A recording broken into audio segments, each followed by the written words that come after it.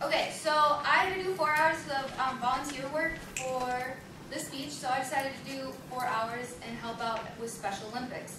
And this was my first time doing it, so it was a pretty good experience. Well, how many of you know somebody that's disabled, or of those who are disabled, are any of them intellectually disabled?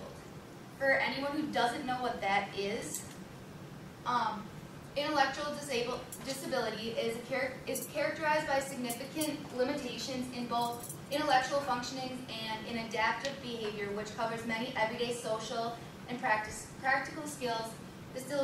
This disability originates before the age of 18. So it's pretty much just saying that you don't know how to function in everyday social life, and they have a harder time doing the responsibilities that we usually take for granted. So we have all felt out of place at times, or been in a situation that has made us uncomfortable. For some people, this is what life feels like every day. Individuals and their families struggle to fit into normal everyday life because of the limitations of intellectual disabled experience. American Association on Intellectual Disabilities defines an intellectual disability as what I just stated. And so Special Olympics helps people get involved by improving the lives of those who are challenged by intellectual disabilities. So why is this a problem today, if you ask? Well, today we need to allow people with intellectual disabilities to participate at sports at a competitive level, because the sports that we participate in are too competitive for them. So because society doesn't provide the ability to mainstream people with intellectual disabilities to compete at sports, Special Olympics was evolved. Currently, there is a lack of organized activities for these people. There's maybe like 3, without Special Olympics, 3 organizations that have activities that they can participate in without feeling neglected. Natalie Williams is a perfect example. She's a 21-year-old, she plays basketball, and she stated that she never really had been treated like a true athletic star because of her disability. And when she went to the China Special Olympics Games in China in 2007, she stated that that it was a life-changing event because all the community there had treated her like any other athlete.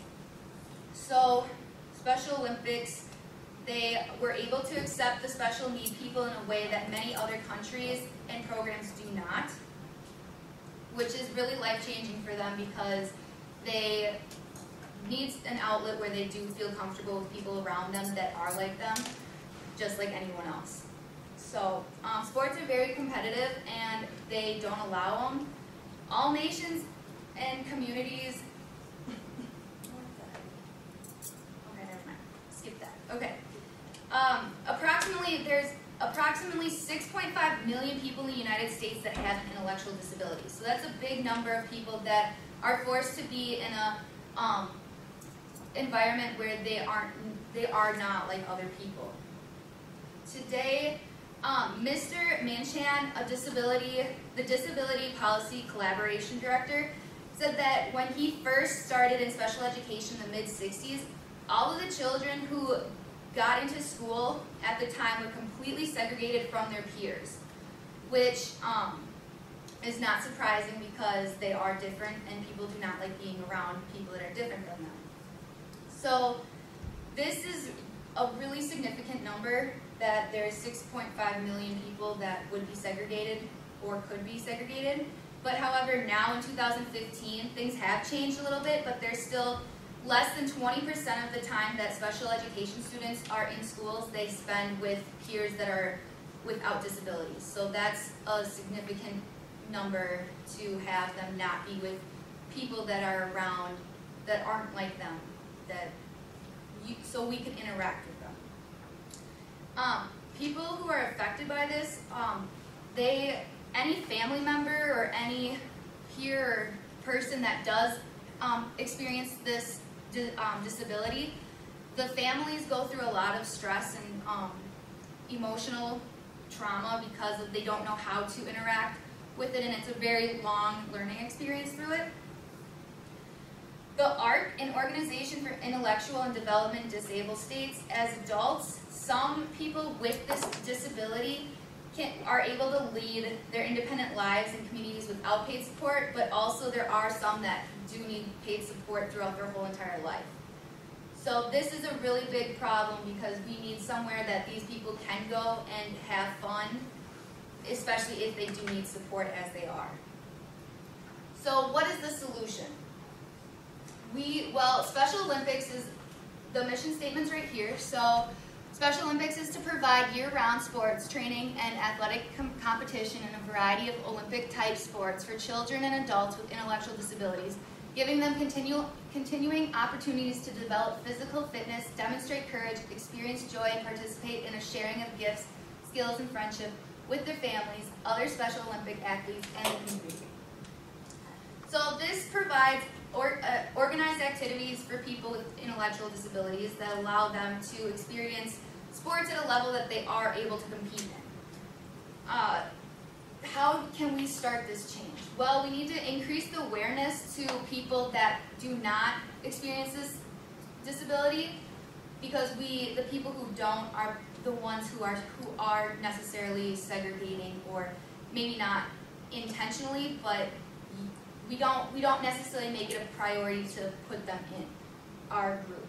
So we need to increase awareness to provide the opportunity for them, and volunteer just like I did, and experience the positive environment that it is. I mean, you go there and there's not one negative comment said the whole day, which surprised me a lot. And it's just a whole bunch of fun. All the people are laughing, and it's something that you have to try out.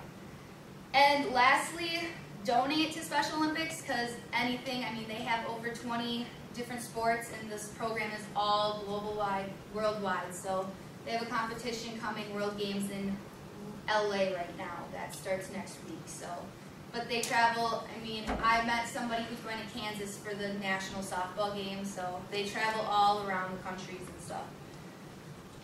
If we don't change anything, what will happen? Well, if something isn't done, we end up in a world with a community of people who may be segregated from those who are not disabled. So I read this it was a radio talk, and it was from 2009. So it was a little outdated, but still it was kind of shocking. So on this Talk to the Nation radio station, they were talking about attitudes towards the intellectual disabled.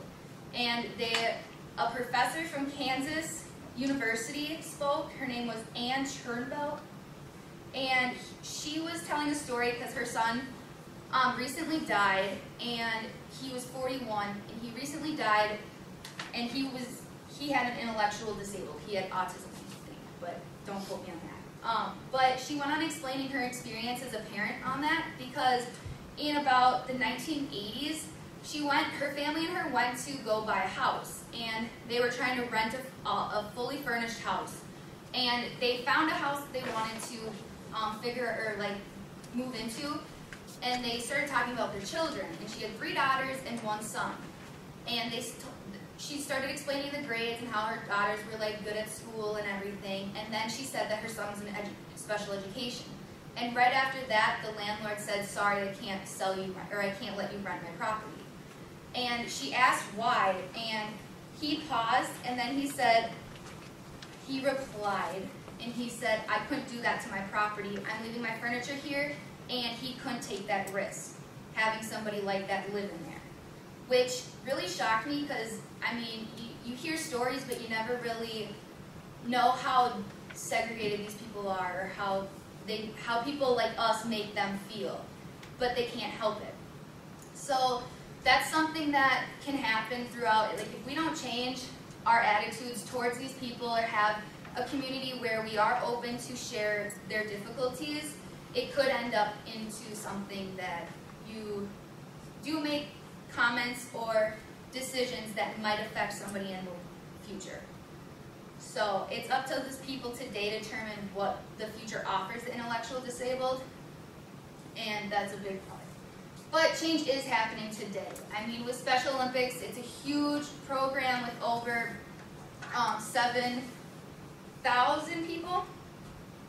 Yep, 7,000 people and athletes that participate in the sports and stuff today. So with Special Olympics, people can come aware, and volunteers can go in and have a day that they interact with people with intellectual disabilities and become more comfortable with them. Because I know when I first went onto the softball field, there was so many people and they were different, and I could tell. And all I was thinking about was I did not want to mess up and say something that would offend them.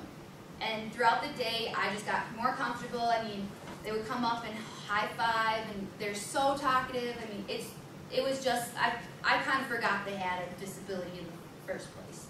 So it's more of a sense of us becoming comfortable, because they're already comfortable with themselves, but they have to be, we're the ones who's making this a problem, people without the disability. So when people do come in contact with athletes or see our athletes perform, their perceptions change drastically. So that was said by one of the CEOs and co-founders of Special Olympics.